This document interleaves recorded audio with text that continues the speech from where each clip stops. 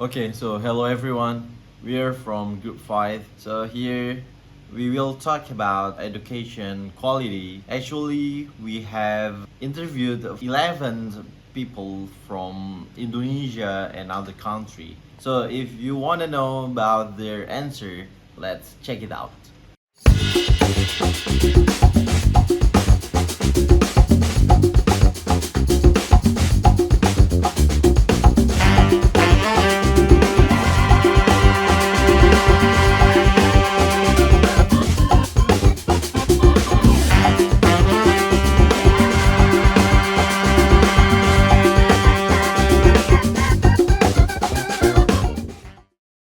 What does quality education mean to you? That quality education means accessibility and also having the right training from the people that are teaching, such as professors, staff members, and teachers. They should have a well off background with in terms of how they've been educated, and they should have like necessary degrees.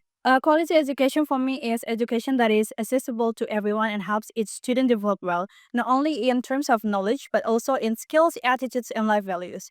Good education doesn't just focus on grades, but also teaches critical thinking, collaboration, and care for the surrounding environment. I think quality education means that education that can provide students with good lesson and knowledge without them being burned out. Thank you.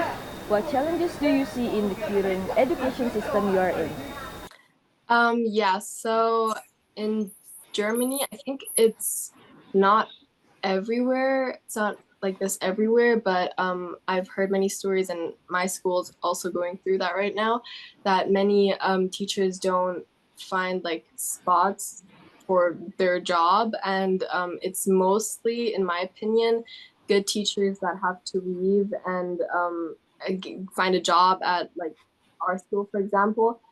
I think some schools in Indonesia do not have enough books, internet, or trained teachers in villages. The schools are often not as good as in cities. Also, students often have to memorize too much and don't get to think creatively or learn real life skills. In the current education system I'm in, I feel like art sciences doesn't really have a lot of females and women in it. I think that's a struggle that me and my, like female presenting colleagues have felt. We need more, women, and we need more space for women to be heard in sciences. And I think that's something that I have felt struggle in for now. So that is something I would love to improve. So yeah, in your opinion, how can students contribute to improving the education system, or to resolve the problem that you mentioned? Students can contribute to on improving the educational system through simply studying seriously. I think the basic thing that we can do for now, maybe if there's like a teacher or lecturer surveys, make sure to fill them up honestly, not not just to finish and you just score them at 100, 10 out of 10, 10 out of 10, just to get it done. I think that's like the easiest way you can give feedback, and not everyone take that seriously. Not everyone even comments or give like verbal feedback to the lecturers, or maybe students can also get to know their lecturers better, because I feel like they only have such a professional relationship. Sometimes they don't know what the lecturers don't know what do we need, because we don't really share them to them. We're not very open to them. Maybe because of the age gap as well, because we're not very comfortable with being friends with lecturers. I think that's the problem, that it's not just students that have to change. I guess lecturers have to be a bit loose, not very kaku, and yeah, the seniority and stuff. But I think that's the easiest way. We can't really change it. Can't really easily change it because we're not directly in the system behind it. but we are the receivers. We're like the customers. In a business sense, we're the customers, so we should be the one that makes the rules and show them what we need. I think students have quite a big role to play. I think by being proactive and starting study groups or like giving constructive feedback to lecturers or advocating for changes in their curriculum, they can help shape a more supportive and relevant learning environment. Okay, so how important do you think collaboration between countries and or international students in education? I really like this question just because I think from like both of our backgrounds, we both like met abroad, and I think even now there's collaboration. Um, I think it has to do a lot with willingness of the person as well, but I think like the biggest thing is just like having the opportunity to be in a country outside of your like your own hometown or I think that's the biggest thing. I think it's extremely important. And if not that, then just communication with people from other countries would be just a way to learn and expand. I guess just not be so narrow-minded, especially with like how globalized we are now. It's really hard to explain that like even though we're so globalized through social media and other influences, there's a lot of people here in the US that seem to be extremely narrow-minded and have no thoughts outside of the United States. I'm not sure how it is for other countries. I know it gets harder to see that, but I think studying abroad and having the opportunity to go abroad and having a quality education and being taught about other cultures as well would help with that, um, and expanding collaboration. And I think it is very much a willingness from students as well, though. I think that it's very important because Mm. from students from different places, they have different opinions and ideas.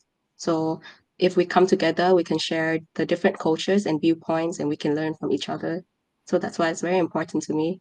I think it's very important and I think it's very vital not only to explore each other's cultures and also understand each other's lifestyles.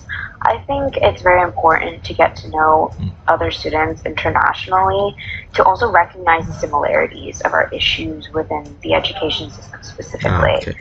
So we can see like cross-culturally, for example, when I studied in Korea and also when I studied in Bali, that there are issues that are the same, just in different contexts. Like in terms of,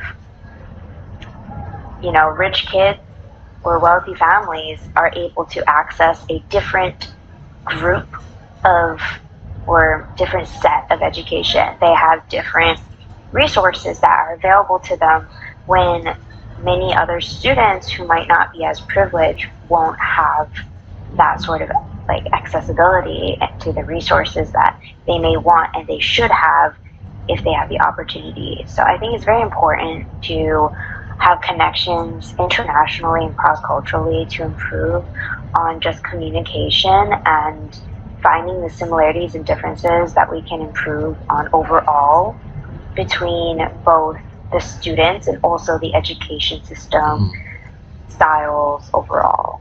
Okay. Do you have any ideas or suggestion to improve education through collaboration? Yes, I think schools can do meetings with students from other countries, join international programs, or do projects together. Teachers and students can also learn from each other to make classes better. Probably what I said, like exchanges. I think they should happen more often because here in Germany, we do have some options like in the 11th grade or something like that, or like what I said, my classmates in the 10th grade, but there aren't many like spots free, so you're getting picked at random, and I think there should be like an option for everyone, so you're able to like almost every student would be able to experience this new life basically. And I think another thing would be through social media, since I think we all have stuff like WhatsApp or just messages and Instagram, TikTok, Snapchat, whatever. I think it would be a cool idea to collaborate with other schools in other countries, maybe also countries further away, to, I don't know, chat and get to know what life is like over there and compare it to how it is for you. I think to improve collaboration is honestly to have no vices and to be generally open to other people. Just because someone is from another country or from another part of my country, I should not be able to just like, oh, I don't want to work with them just because they're from here, or I've heard bad things about this country. Prejudice is really something that would hinder us from growing. So I think just have no vices and have no prejudice. Be open to things, you know. What are the shared values that unite people in your country? I feel like it's a stereotype, like for Germans to be very punctual and very like on time. Um, and I mean, I get it. I know many German people who still live by that tradition and stuff, and I do get like hear that a lot. But I feel like it has loosened up over the years, and it's not like very strict anymore. Like it's not like you will hear that from every German person. Um, and I just think it's a funny thing to be like connected with. But yeah, and if I'm thinking about it, currently Germany is very separated because of politics. And since there is a huge hole in between our community because of politics and like a political party, like the political parties, and some have very different views than the others, and it's kind of influencing many people, and from ranging from young to old, and it really does separate our community. So right now I don't feel like there's much to unite everyone. But yeah. In Indonesia, several shared values unite people across its diverse cultures and islands. These include gotong royong, or mutual cooperation, tolerance toward different ethnicities and religions, family and community, loyalty and respect for elders and traditions. A shared value. I feel like Hong Kongers are we collaborate a lot on everything. And I think Hong Kong is also very open to change. I've seen so many evolution and so many like technological changes in my country in the span of just like 5 years. And I feel very happy with the changes. I think a united front we all have is the openness to change as people. I think that what makes Hong Kong really great. In another countries, what can you learn from everyday life in other countries? From everyday life in other countries, you can learn a lot about different cultures, traditions, and ways of thinking. For example, you might discover new customs, social habits, or approaches to work and family life that broaden your perspective. Mm, just like what I mentioned, they're very individualistic, and I feel uh, it's a good value to learn, especially growing up, because some Indonesian kids are very dependent on other people. Meanwhile, the kids out there very independent. They can do things from such an early age. They can go around, use public transport easily. Well, it's kind of not accessible here, but I get the sense. And I feel like they're more structured there, especially maybe it comes also from their education system. It's already very structured, and well, yeah, I think it streams down from that. because kids, well, they get education from early on. And I think when the education system is not as messy, other parts of the quality of life is gonna get messy. I guess it comes from there. I personally can answer that directly because I have never been to other country, but I think their disciplines are good. I think, and we can learn from that. What is the influence of globalization at your school in your country? I think in other countries, their educational activities are more open and more explored, wider, and we can also do certain experiments and still be supported by the university, let's say. But here it feels like a limited area for us. So I think For Indonesia? yeah, for Indonesia. Okay. So yeah, I think we can improve that part. Actually, to see it's like it's common in both Singapore and Vietnam because we were taught a lot about like global issues, and our projects in Singapore revolves around global problems, global issues, so people can connect and follow. Same as Vietnam as well. We were taught that back in secondary, Yeah. and with that, we are more aware of like what's happening around us in the world, the trends and issues in general. I think globalization is quite visible. Schools and unis now use international textbooks and online resources. We have a large quota of international students as well. And some of my classes specifically like to start like discussions that include global perspectives. So if someone comes from a specific country or background, they would start the discussion in that specific area. And there's more awareness of global issues. I think. In your observation, what is the current state of youth culture in your country? I feel like I haven't spoken to a lot of people younger than I am. I'd say in my age group, at least in the 20s, it tends to be a lot of like self-help, self-care, grind mentality, like almost a toxic positivity, if that makes sense, where you have to be your best every day.